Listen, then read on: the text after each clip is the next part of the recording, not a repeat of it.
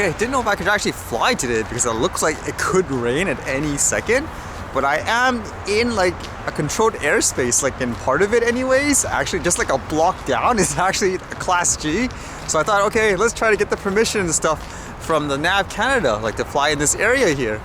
Now, I'm really actually far away from the actual harbor, like basically the center of the seaplanes and stuff like that. So when I submitted the request, I would assume this one would be like the other one where it's like, okay, whatever, like you're so far away, no danger, just go ahead and do it.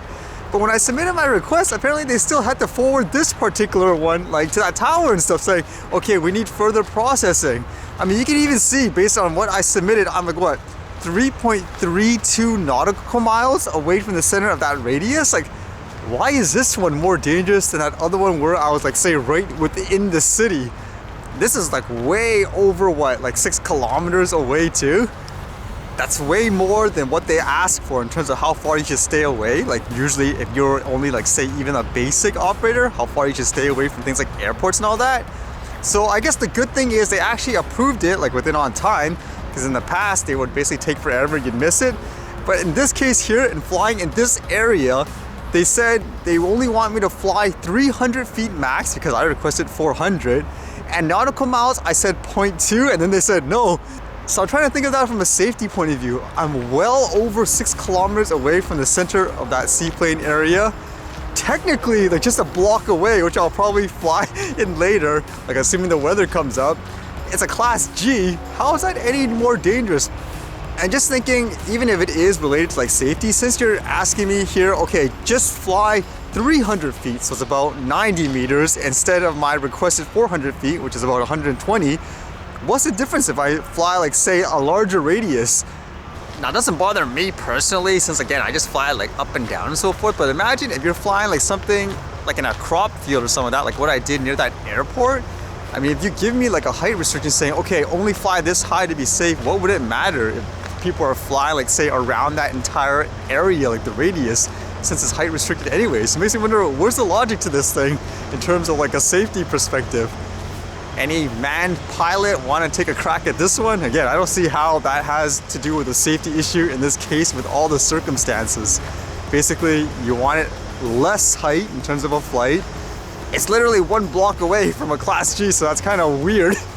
I mean, if anything, I would have thought it would just have been like a regular Class C zone, so to speak. But yeah, I guess not. But I guess the mystery is still there as to why, for example, like I said, when it's so close like to the city area, it's like, okay, that's fine. But here, when it's so far away there, this time it's not near like the water or anything like that. It's like, nope, we need to restrict you. I think the only other thing I could think of possibly is it depends on who's working there that day, like to actually approve it. Because in this case, they had to forward it like to that tower or whatever and so forth. So it made me wonder where, if you give the exact same request like consistently, like for a while, let's see if you get like a different reaction or not. A lot of the stuff I read today was actually related to drones and animals, some good, some bad. This one here says, drone caught flying over eagle's nest in North Fort Myers. For avid bird watchers like Deborah DePhillips, there's nothing like watching an eagle soar. I get the chills. It's amazing to be up close to such a beautiful animal. It's wonderful. But bird watching is why Desiree Dallas drives over from Miami every weekend. But on Saturday afternoon, an eagle wasn't the only thing flying on Bayshore Road in North Fort Myers. Saying, quote, all of a sudden we hear this sound, this buzzing sound, and we look up and a drone came in from the north. Dell says the drone was hovering for about 15 feet over the eagle's nest. I guess it was someone wanting to get the shot for whatever reason, and it says they were coming back and forth over and over again. It says 5 minutes, it kept coming back and forth. I looked around to see if anyone was there, but I don't know where it came from.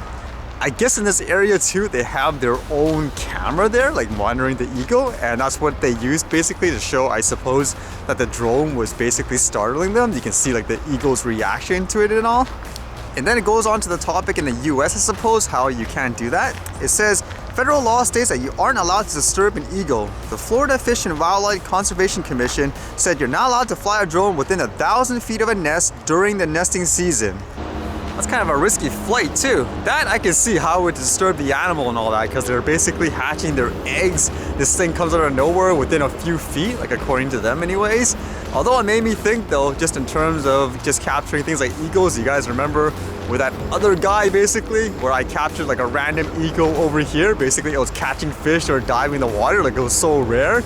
the guy was telling me for some reason, like, oh man, like in the US here is so legal, I think you should like delete that video that you have. Like, I'm not in the US, like I'm so far away, it's nothing like this. So it makes you wonder in some cases whether or not things are a little overblown in terms of drones capturing like animals and all that.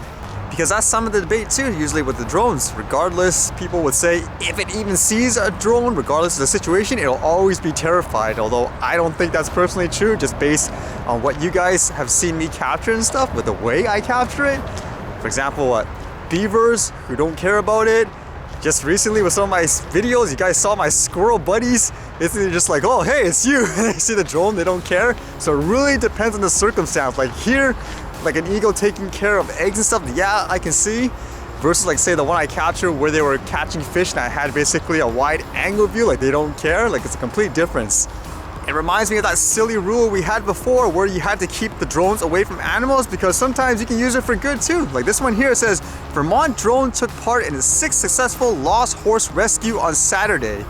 Just hours after being called in to help the search for the horse, Vermont drone literally located it in the last few minutes of daylight on Saturday. This was the 6th horse located by Vermont drone, which led to a successful rescue. Vermont drone has also safely located 14 other lost and missing pets for their owners and participated in the searches for lost and missing people. So not bad, huh? Basically take the drone up there and rescue it pretty quick. It says after dark, it took the Woodbury Fire Department hours to safely navigate all the volunteers and mile down the extremely rough terrain of the mountain. No one thought the horse could be up on that mountain due to the rough terrain. But regardless of that, it said the drone pilot decided to perform a wide-range area grid search over the area during the last possible flight of the day just to help rule out any possibility, and so future efforts could be focused on more likely locations. Perfect contrasting stories there, right? Basically, depending on how people do it and all that, it could benefit people in a good way. Even with the animals, I'm sure there the horse was very thankful to be found, right?